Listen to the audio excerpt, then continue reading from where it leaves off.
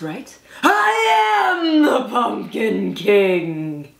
And I just can't wait for next Halloween, cause I've got some new ideas that'll really make them scream. I'm having a really hard time doing this intro without getting musical. Good evening. Not gonna lie to you guys right now, this is definitely one of my favorites. Every year Jack and Sally get requested like crazy around Halloween, which you guys probably remember that I actually did my version of Jack back in the day. But I really wanted to go with a more traditional, original Jack and Sally. All products that you say are listed somewhere around the video. Also, do not forget to subscribe to my YouTube channel. If you have any questions, comments, concerns, feel free to contact me. I'm starting off by painting one half of my face using light blue, white, and a little bit of teal body paint. Now, originally I was going to make it kind of a wavy center, but eventually I make it a center, so ignore my line. Apply eye primer. I'm then dusting in a shimmery white shadow, followed by a blue shadow on my lid and on my crease. Using the MadeULook angled brush and white body paint, I'm also drawing a line underneath my eye, as well as using a white pencil liner to line my waterline. Underneath that, I'm then blending out the same blue shadow that I did on my lid. Using the NightOwl eyeliner, I'm then lining the top of my eye and using a pencil liner to line my tight line. Now, while Sally doesn't have eyebrows, I like to give my Sally eyebrows. Eyebrow. I'm also slightly contouring my cheek as well as where the separation is going to be using the same blue eyeshadow we used on our eye.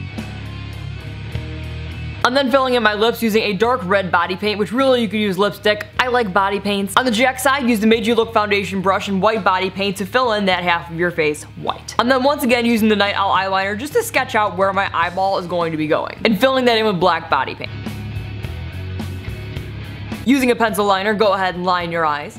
I'm then creating some shading around the eye socket using gray eyeshadow. For both the top and the bottom, be sure to leave a little bit of white between the black and the gray shadow. This is going to create the illusion of a little bit of a lip where it's bending in. You also want to add some extra shading above that lip to give the brow bone. To give it some more depth and definition, I'm going in with black eyeshadow and an angled brush. I'm then using gray eyeshadow to separate the center as well as do some contouring, but not like traditional contouring, actually not even traditional, not like Instagram contouring. Contouring is used to diminish anything that you want to disappear, so because Jack's face is more round and mine is more sharp, I'm contouring around the sharpness of my face to give the appearance or illusion that it is more round. To create the mouth, I'm taking black body paints and a very small artist brush. To make the mouth look more three-dimensional, I'm taking gray eyeshadow and just shading right underneath that line, as well as highlighting above that using white body paint. This is going to give the illusion that there actually is a top and a bottom.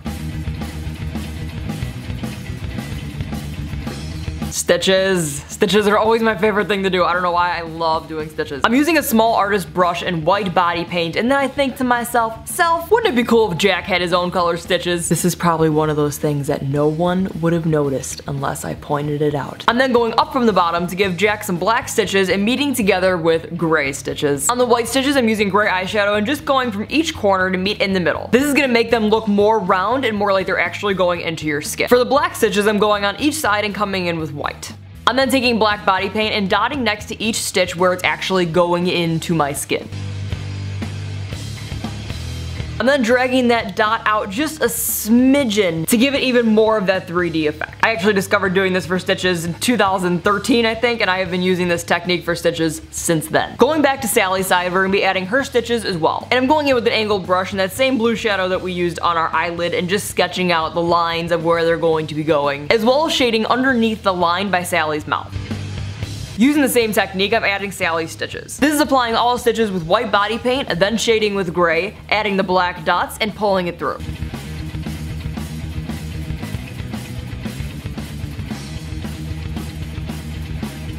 And I'm using that same blue that I used for Sally's face to go down on my neck and my collarbone. For the first patch, I'm using Dijon body paint. And for the patch on her arm, I'm using dark green olive body paint. To do a little shading on the Dijon side, I'm using orange body paint and just filling in around the orange and around the shoulder. I'm also shading the green sleeve using even darker green body paint. To shade and add stitches on Sally's neck, I'm using the same blue eyeshadow that I used on the eyelid. And I'm just shading around the edges of the neck as well as doing that line where the stitches are going to go. Fill in the stitches on her neck using white body paint and the stitches on her shirt using black. Go ahead and paint on Jack's neck using white body paint. Also bring that white body paint down onto your chest because he's got, like, you know, the opening in his suit. I'm so scary. Using that fine brush and black body paint, I'm filling in half of the bat's face, which is adorable. Bow tie, collar, I don't know what you'd call it for the bat that sits on his chest. I'm also extending out his little curvy bat-like wings onto my shoulder.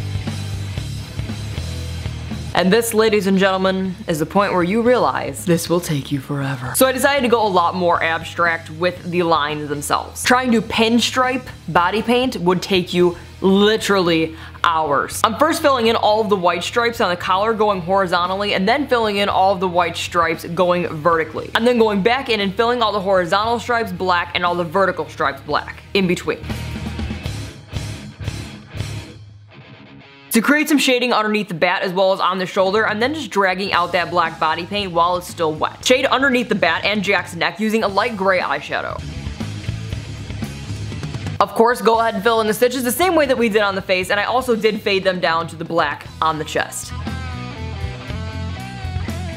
To keep the bat from disappearing once I filled in the black on my shoulders, I also went ahead and added a white highlight around the bat. Fill in any gaps you have left open using black body paint.